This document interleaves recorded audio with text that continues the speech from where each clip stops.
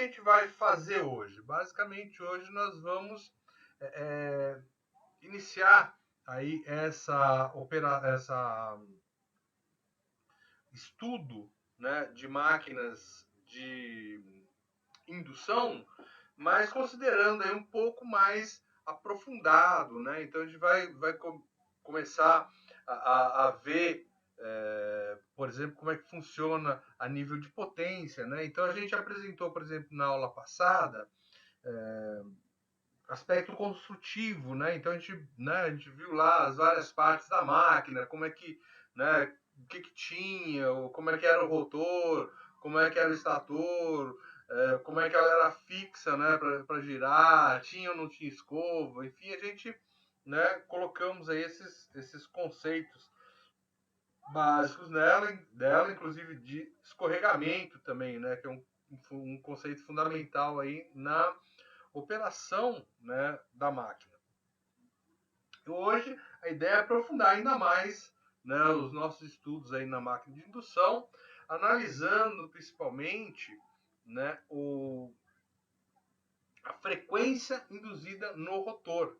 Né? Então ele é bem diferente, né, bem estranho até essa frequência devido ao movimento relativo entre o rotor e a frequência do campo girante. Então essa diferença aí é que vai ser a frequência induzida no rotor. Então é uma frequência tanto quanto diferenciada, né?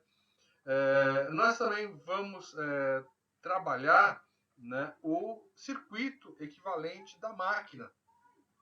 E aí, com base nesse circuito equivalente e na análise de escorregamento da máquina, a gente vai poder até calcular a corrente que vai ser induzida no rotor e poder calcular potência mecânica na máquina. Né?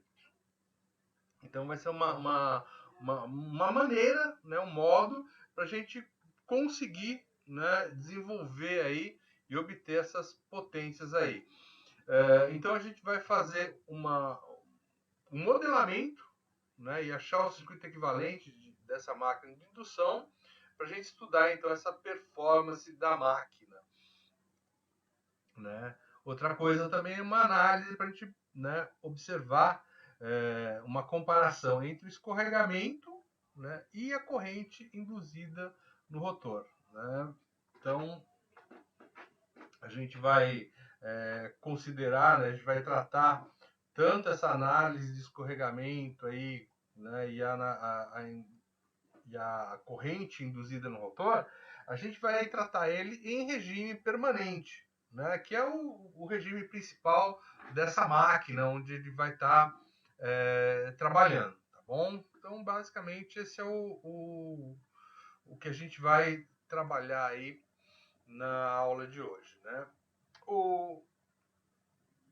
Quando vocês tiverem dúvida, pode parar e falar, tá bom? Eu não estou com... A gente tem um acesso difícil aqui ao chat, então é difícil ver vocês falando alguma coisa no chat. Então é melhor parar mesmo e colocar o blá blá blá aí no meio da aula, tá? E a gente tira as dúvidas se vocês tiverem, se eu conseguir também, né? Bom, se a gente pensar bem, né, existe aí uma bastante similaridade entre a máquina de indução, entre o motor de indução e um transformador.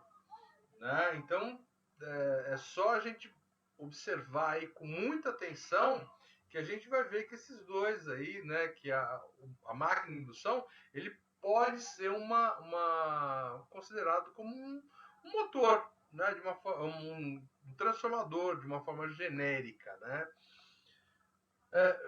Por que isso? Porque como é que funciona o transformador? A gente gera no primário a gente passa uma corrente no primário. Essa corrente do primário gera um fluxo magnético. Esse fluxo magnético é transferido ao secundário, né? E há uma tensão induzida no secundário. Então, isso é o que acontece no transformador. Na máquina de indução, eu gero uma tensão, eu coloco uma corrente no meu estator, né, nas bobinas do estator. E essa corrente nas bobinas do estator geram um campo magnético que, por sua vez, vão sendo aplicadas, né, nas bobinas do rotor, né, ou na gaiola de Eskimo. Isso vai gerar uma corrente, né, e, obviamente, também uma tensão, né, induzida. A grande diferença é que no transformador a gente não tem a parte do entreferro, ou seja, não tem uma parte de ar ali entre os dois enrolamentos. Né? Já na máquina de indução, entre o estator e o rotor, eu tenho uma área de ar ali que é justamente o meu entreferro. Né? Então ele é muito análogo aí, né, ao transformador. Então o nosso estator ele vai ser análogo aí ao primário, que vai induzir, né, tensões e correntes no rotor, que vai ser análogo ao nosso secundário aí, né? E não há, né? Então como tanto em um caso quanto no outro, eu não tenho uma conexão física entre essas duas partes, né? Bom, uma diferençazinha, lógico, que sempre aparece, né? Qual que é essa diferença aí? Principalmente a frequência que vai ser gerada do estator em relação ao que é induzido no rotor. Então, no caso do transformador, a frequência que eu estou colocando no primário é a mesma frequência que vai ocorrer no secundário. Isso não ocorre na máquina de indução, por conta justamente do escorregamento entre o rotor e o campo girante, né, síncrono com a rede. Então eu vou ter uma diferença e justamente essa diferença vai gerar um valor de frequência diferente aí do sinal induzido lá no rotor. Né? Bom, se a gente contabilizar aí uma condição limite, né, se o rotor ele tiver com um giro bloqueado, então se eu pegar lá o meu rotor, por exemplo, e bloquear, né, então eu parei o rotor, o que vai acontecer? Aí a minha frequência, né, de tensão induzida vai ser a mesma que eu vou induzir a partir do estator. Tá? Então, se eu pegar, vamos lá, se eu pegar, bloquear o meu rotor, então ele parou, o rotor parou. Qual é a frequência que vai ser induzida no meu rotor? Né? Vai ser a mesma frequência da tensão, né, lá do estator. Então ela fica igual. Agora, vê se você consegue matar essa aqui, ó. De forma análoga, então, se eu colocar o meu rotor girando na mesma frequência do sinal do estator, qual que deve ser a frequência induzida? O que vocês acham?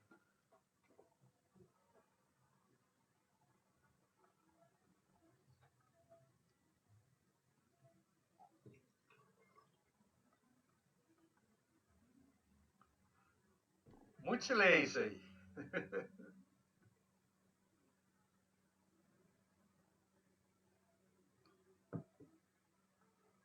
Vocês entenderam a minha afirmação primeira? Então, professor, você falou que se o rotor parar...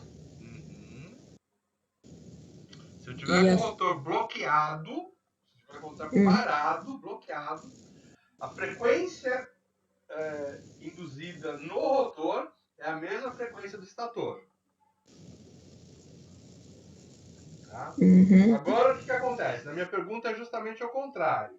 Se eu deixar o rotor girar, se ele chegar, o que não acontece, mas se ele chegar a girar na mesma frequência do sinal do estator, né, do campo girante, qual que seria a frequência do sinal induzido no rotor?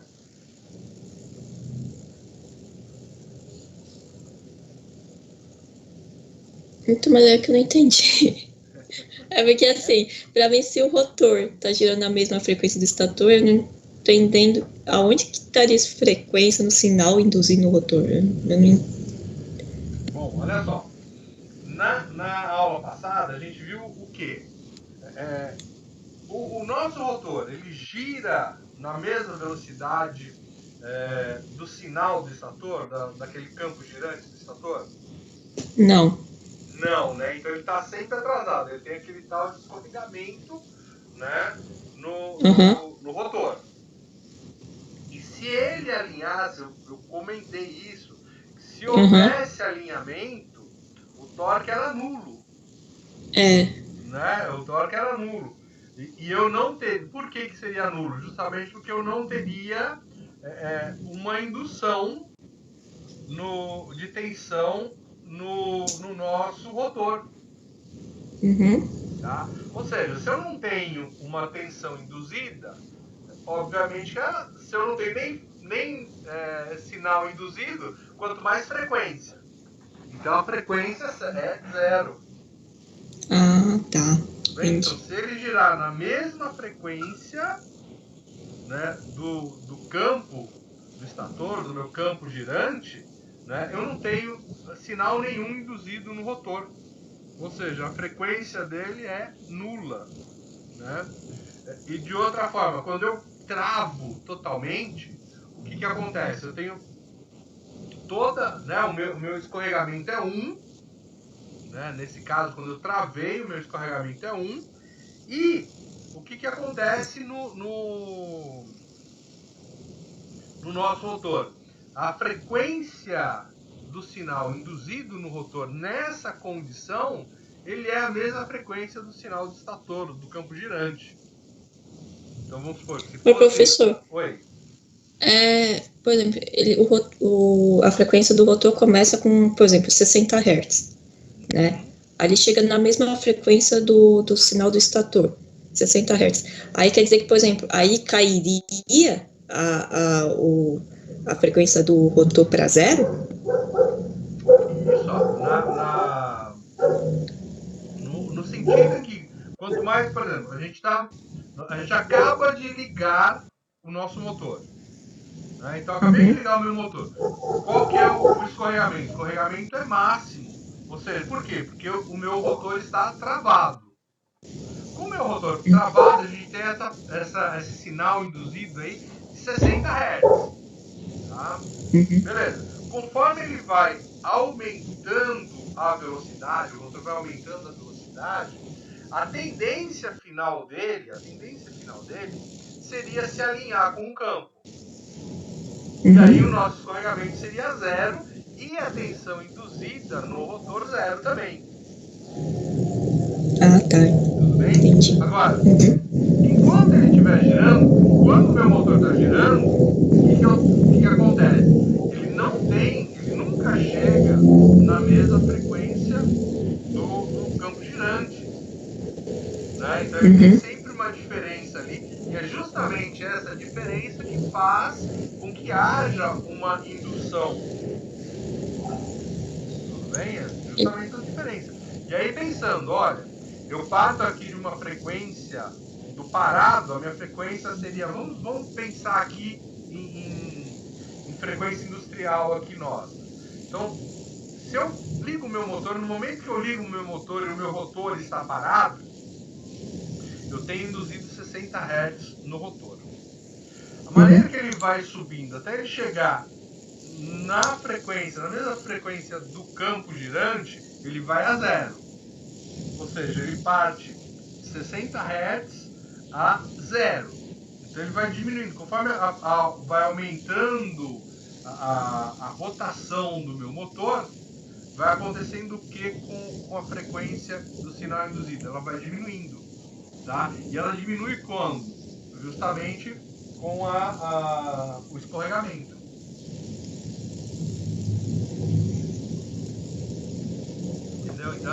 vou gerar uma frequência aí no caso, seria uma diferença entre as rotações do campo girante e do meu rotor.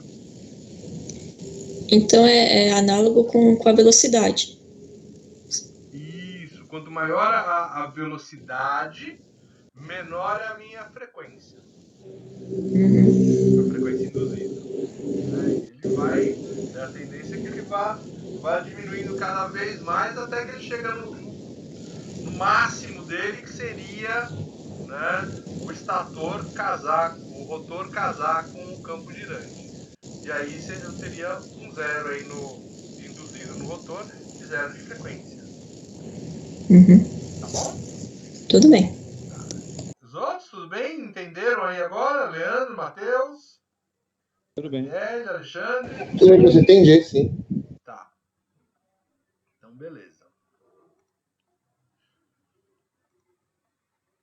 Bom, então, qual que é justamente essa relação, né, entre a frequência 2, que essa frequência 2 é o sinal que é induzido no rotor, né? Então, F2, se tiver índice 2 aí, a gente está pensando em rotor. E a frequência do sinal de excitação, ou seja, o sinal que está no estator. Então, eu tenho uma excitação numa frequência F1, que é justamente a do rotor, e uma frequência F2, que seria no sinal do induzido. Bom, a gente vai colocar aí, adotar, né, igual o que a gente pensou aí no escorregamento da máquina, né, igual que a gente pensou no escorregamento da máquina. E a relação é justamente essa aí, ó. A minha frequência S2, ela vai ser igual a S, que é o escorregamento, vezes F1. Né? Então eu vou fazer aí uma multiplicação aí. Quanto menor, né? Quanto menor o meu escorregamento, menor vai ser a minha frequência induzida. E quanto maior o escorregamento, no caso aí o escorregamento máximo seria 1, quando o rotor está parado, né? Então se o escorregamento é 1, F2 é igual a F1, ou seja, a frequência F2 induzida é igual à frequência do estator. Né? Igual a frequência do estator. Quando eles se alinham, então o que acontece? O S vai virar zero. Então qual que é a frequência induzida do F2? 0 vezes F1. Ou seja, ele fica, né, eu fico sem frequência induzida aí. Tá bom? Bom, aí imagina o seguinte, eu tenho lá um motor assíncrono, 380 volts, e ele está a 60 Hz. Né? E ele tem um escorregamento de 8%. Então eu tenho lá um motor assíncrono,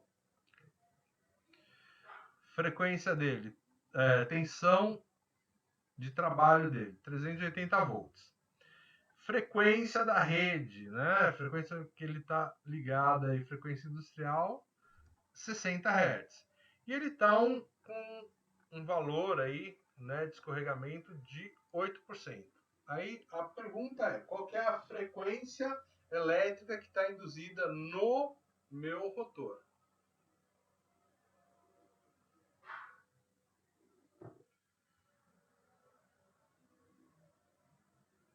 Conseguem fazer? Basicamente aplicar a equação de cima, né? 4,8 Hz? Exatamente. Né? Então eu tenho aí o nosso F2, que é o que eu quero, vai ser o quê? 8%, né? 0,08. Vezes a minha frequência F1, que é 60, né? Então minha amiga já fez os cálculos aí, eu tenho 4,8 Hz. Ok? Ok. Tranquilo, então. Bom, qualquer coisa grita aí, hein? Tá lá.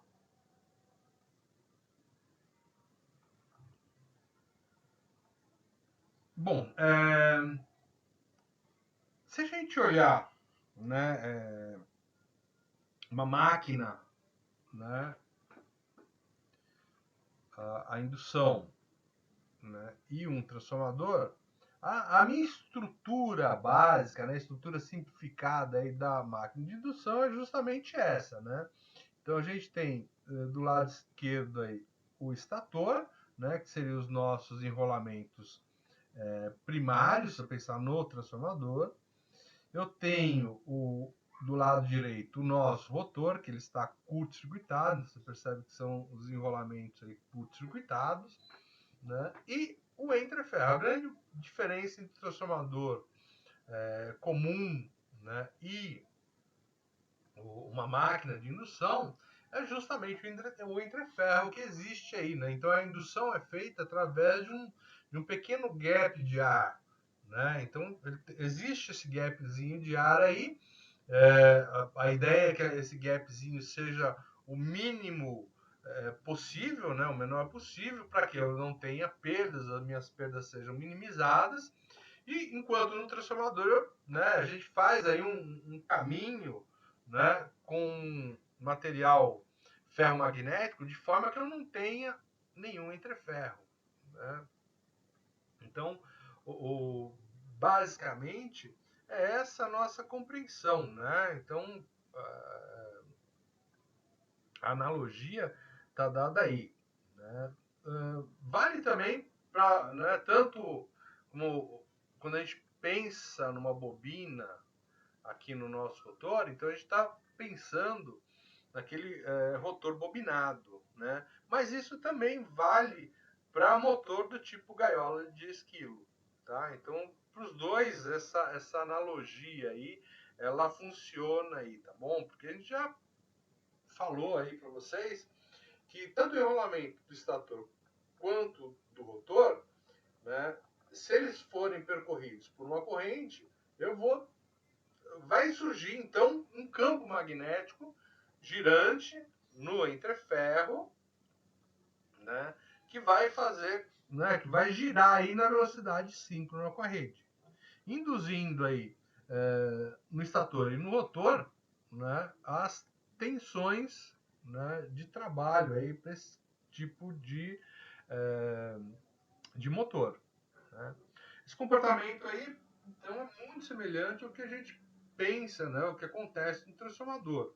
E eu também vou vou representar o circuito da máquina de indução da mesma maneira que a gente trabalhou, que vocês trabalharam lá no circuito do transformador. E aí a gente vai analisar o seguinte, né? Eu vou ter um transformador por fase. Então eu vou pensar aqui, para esse conjunto aqui, né? Para esse conjunto aqui, uma bobina com um rotor, né? Uma bobina de rotor, eu vou trabalhar uma fase, né? Eu vou trabalhar uma fase. Aí eu olhei esta outra bobina do estator com essa outra bobina do rotor, é outra fase que eu vou trabalhar. Então a gente vai olhar aí como se eu tivesse aí, na realidade, 3 transformadores interligados, um transformador trifásico, no caso, né, para a gente poder fazer essa análise aí, esse trabalho. Então, olha só, esse aí, quem lembra, né, essa é o circuito equivalente aí do estator da minha máquina de indução, né, que é a mesma coisa que a entrada de um transformador, né? Então, esse circuito aí do estator, eu vou modelar ele conforme essa figura, né, sendo que a tensão V1 é uma tensão aqui de entrada em uma das fases, né, em uma das fases. Então, eu estou olhando aqui fase a fase do meu motor e aqui eu estou pensando, estou alimentando todo o meu estator aqui com essa tensão V1. Para a gente modelar aí o enrolamento do estator, a gente vai ter que considerar, primeiro, a resistência do enrolamento. Então, quem é que representa a resistência do enrolamento? Justamente o R1. E é um valor ôhmico, né? Então eu tenho uma resistência aqui. Na hora que a corrente passa por R1, ele me representa aqui a perda Joule aqui na fiação, né? Na bobina do meu enrolamento aí. Existe, aí, logo na sequência, uma indutância de dispersão, né? Porque eu tenho o meu campo sendo gerado e eu vou ter uma reatância aí para indicar, né, que eu vou ter uma perda justamente por dispersão de campo magnético. Quem é que eu vou utilizar aí? Ó? Vou utilizar justamente o X1. Né? Então, o meu X1 aqui que vai ser, né, um indutor que vai representar essas perdas aí de dispersão do meu campo magnético aí. Tá bom? E agora, para a gente pensar no que acontece no núcleo, né, né, naqueles fenômenos magnéticos que seriam dentro do núcleo de ferro, eu tenho aí, primeiro, né, o XM. Né? O que o XM representa? A minha perda, a minha necessidade de magnetização do núcleo para que ele possa gerar aí o campo magnético. Então, esse XM aí é o quê? É justamente a reatância de magnetização. E a resistência RC vão ser as perdas devido à corrente de Foucault. Né? Então, são correntes geradas no núcleo do estator, né? E que eles vão me gerar uma corrente aí que vai ser uma perda a nível de efeito Joule. Né? Então, essa perda a nível de efeito Joule, a gente vai colocar, vamos impor aí, né, que é esse resistor, né, que está justamente no nosso primário. E aí, se a gente fizer uma comparação, você vai notar que esse circuito aí, ele é igualzinho do primário de um transformador. Né? Então, quando eu pego um transformador e faço a modelagem dele a nível de circuitos, esse é o modelo de circuito que a gente utiliza, né?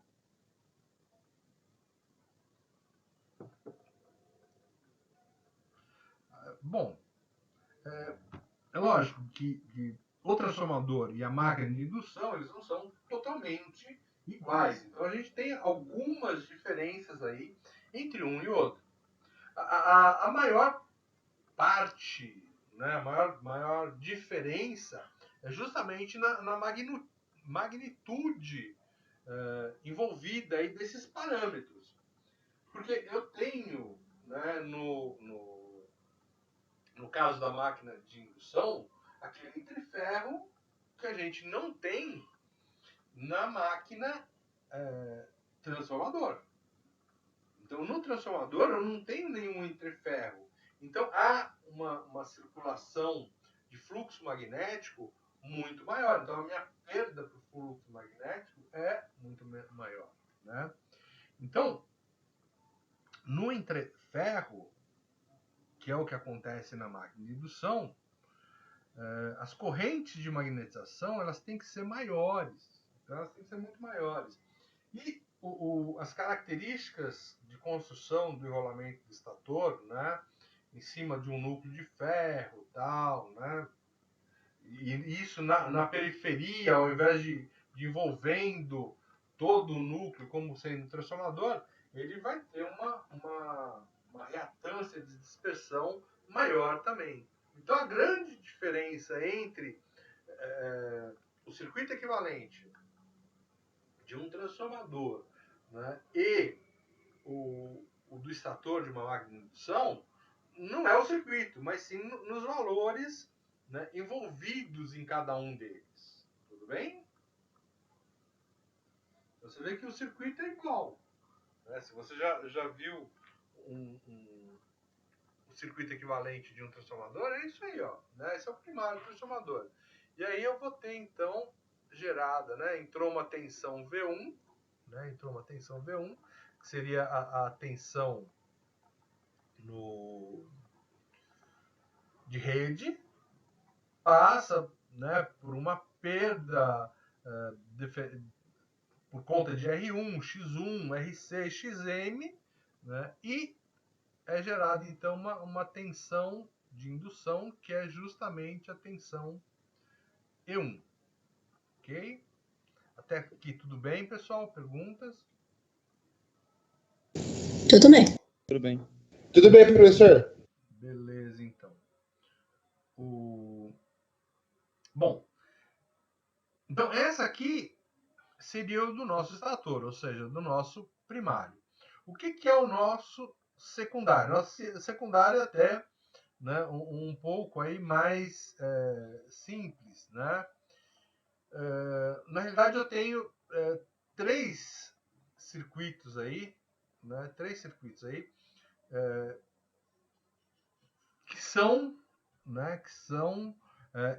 em função, né, desse circuito de rotor aí da máquina. Então, o circuito equivalente é definido, primeiramente, por uma resistência R2 em série com uma reatância aí, né, SX2. Então, o que é o nosso S aqui? É o nosso escorregamento. Então, quando a máquina está parada, o que acontece? A tensão E2, ali, ó, SE2, né, ó, tensão SE2, do lado esquerdo aqui, né, ela é a tensão induzida totalmente no enrolamento do rotor. E X2, então, é essa rotação. Então, se eu estou com a máquina parada, esse cara é 1, né, o S é 1, e o meu E2 aí, né, o meu E2 é a tensão induzida de forma máxima no meu rotor, né? E o S2 também, quando a máquina está parada, o X2 aí, perdão, ele também é máximo, né, quando a máquina está parada. A maneira que a máquina entra em operação e eu tenho aí um determinado escorregamento, então, o que acontece aí, ó? Esse meu S aqui, ó, ele começa a diminuir, né? Então ele parte de 1 e vai diminuindo, ó, né? Então meu S aí começa a diminuir. Eu tenho também, né? A minha frequência diminuindo, e como essa frequência está diminuindo, a tensão induzida também vai diminuir, assim como a reatância indutiva, né? Então, eles são proporcionais. E os valores aí, tanto do X2 quanto da tensão induzida, eles vão mudando, eles vão sendo modificados em função, né, deles serem termos a nível de escorregamento. E eu posso ter, então, outras formas aí, né, alternativas de representar o circuito do rotor. Então, eu tenho aí, por exemplo, se eu adotar o E2 totalmente como totalmente induzido, o que acontece aí, ó? A minha tensão, o meu R2 é que vai sofrer, né, um aumento de valor em função do escorregamento. Então, a primeira eu penso na tensão induzida SE2. Na segunda, eu só penso na tensão induzida E2. Né? E se eu separar a resistência do rotor mesmo, né? Então, ó, aqui seria a minha resistência do rotor e mais uma fração aqui que seria em função do escorregamento. Né? Então, a gente pode separar aí. Todos são modelos iguais, só que pensados aí de formas diferentes, né? Mas são todos modelos que vão me apresentar a mesma resposta.